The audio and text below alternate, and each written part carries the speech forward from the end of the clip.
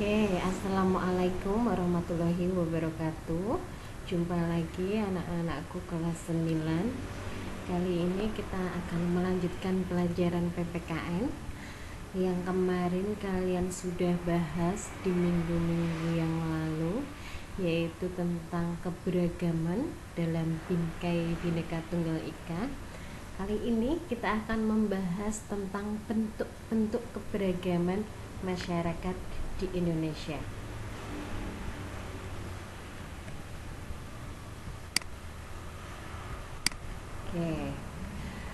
Sudah saya jelaskan bahwa Indonesia mempunyai semboyan Bhinneka Tunggal Ika, berbeda-beda tetapi tetap satu juga.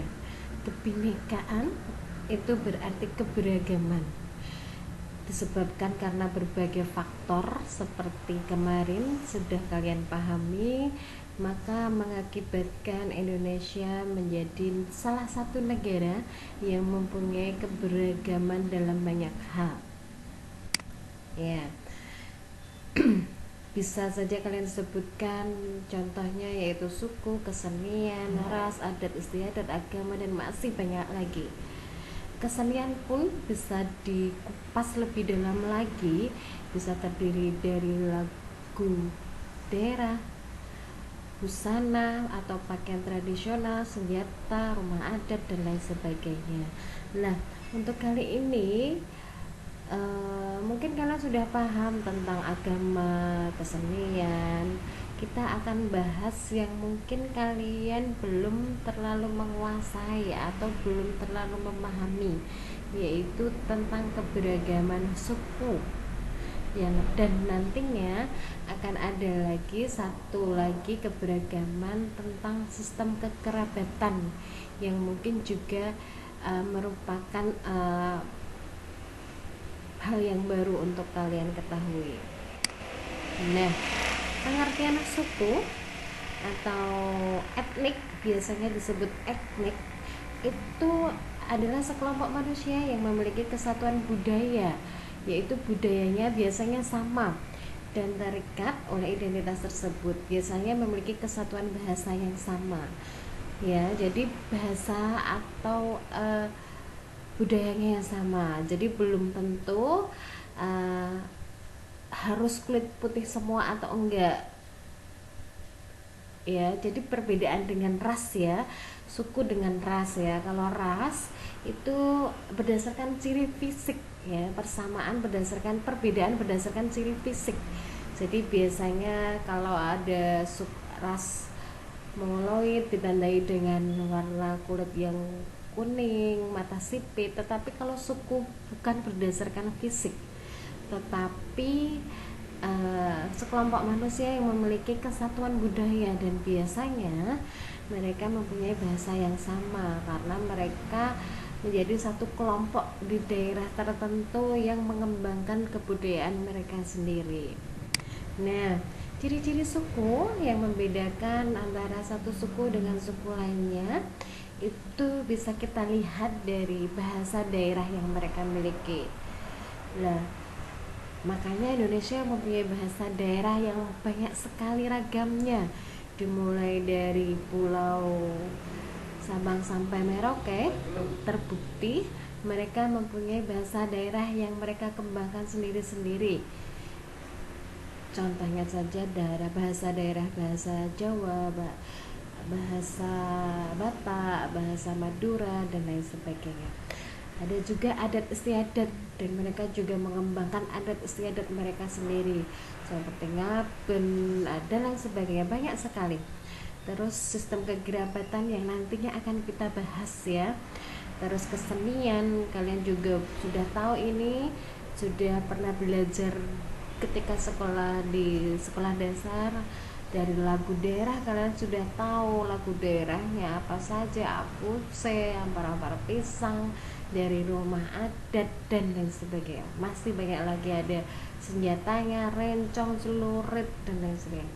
Ada rumah adat. Nah, rumah adat kemarin sudah saya jelaskan bahwa rumah adat juga bermacam-macam sekali, banyak sekali maketnya. Itu kalau sekarang bisa kita lihat di Taman Mini Indonesia Indah. Jadi semua ada di situ. Di rumah adat dan semuanya. Jadi kita bisa melihat bentuk rumah adat dari berbagai daerah di Indonesia.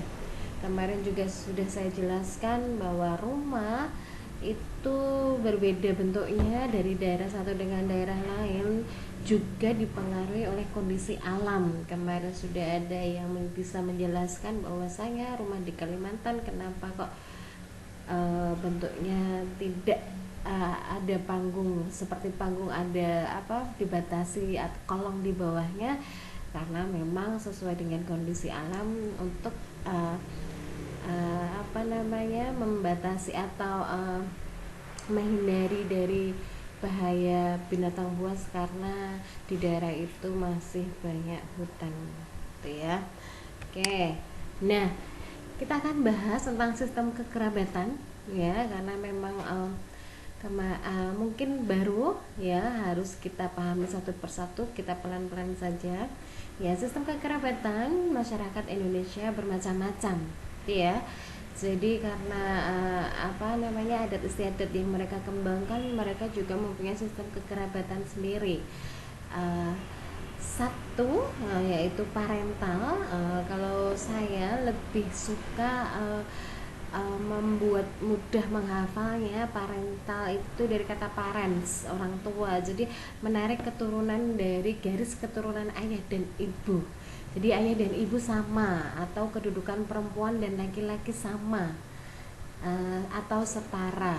Jadi ada masyarakat Aceh dan Jawa Barat itu misalnya dalam pesta perkawinan itu biaya ditanggung kedua belah pihak, jadi tidak dibebankan salah satu pihak, perempuan saja atau lelaki saja.